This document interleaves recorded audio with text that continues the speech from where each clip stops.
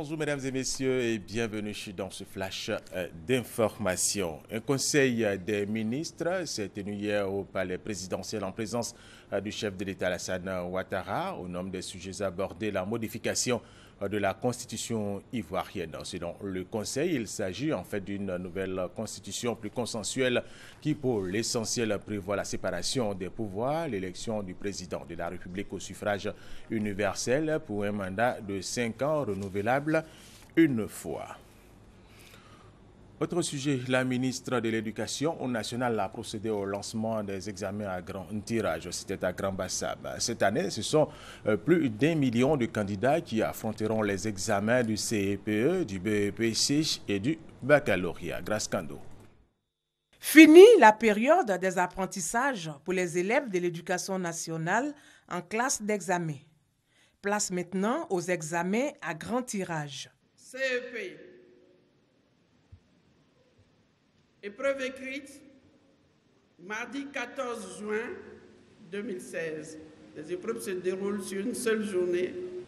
BEPC, épreuve orale du mercredi 15 au samedi 18 juin.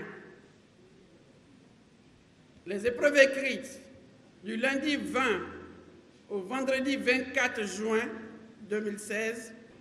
Baccalauréat avec 16 séries,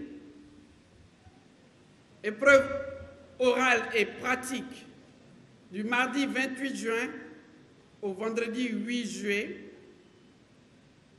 épreuves écrites du lundi 11 au vendredi 15 juillet 2016. Pour une meilleure organisation de ces évaluations, le numérique occupe une place de choix. C'est un bond qualitatif que nous réalisons en matière d'organisation d'examens scolaires.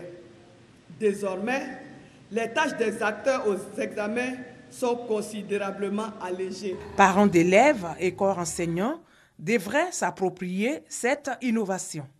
Les gestionnaires de nos administrations décentralisées et nos chefs d'établissement doivent faire preuve de conscience professionnelle en apportant leur contribution à la réussite de ce processus nouveau.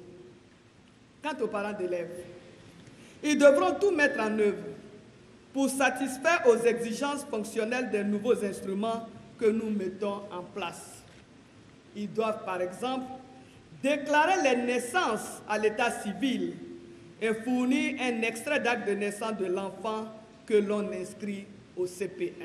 L'utilisation du téléphone portable en salle d'examen et toute autre forme de tricherie sont interdites.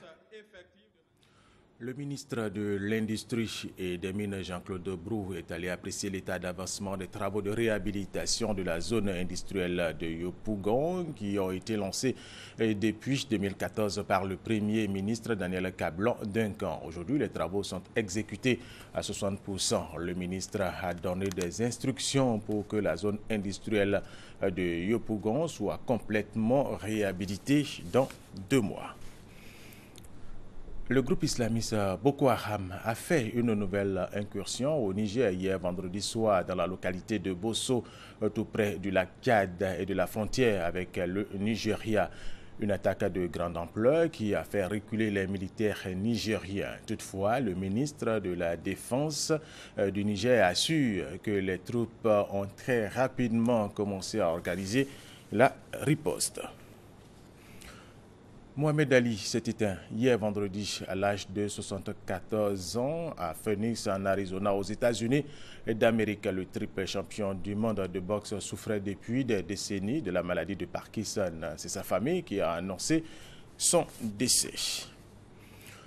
En football, pour terminer, la Côte d'Ivoire affronte cet après-midi à Bouaké chez les Gabonais dans le cadre de la 5e journée des éliminatoires de la Coupe d'Afrique des Nations. L'équipe du Gabon est le pays organisateur de l'édition 2017. Lors du match aller disputé à Libreville au Gabon, les 2 équipes du groupe 1 s'étaient séparées sur le score de 0 but partout au classement. Premier, le Gabon 7 points, deuxième la Côte d'Ivoire 6 points, troisième le Soudan 4 points, 4e la Sierra Leone, 4 points moins 1. La Côte d'Ivoire doit donc battre le Gabon pour occuper la première place. Et c'est la fin de ce flash d'information. Merci de l'avoir suivi. Je vous retrouve à 13h.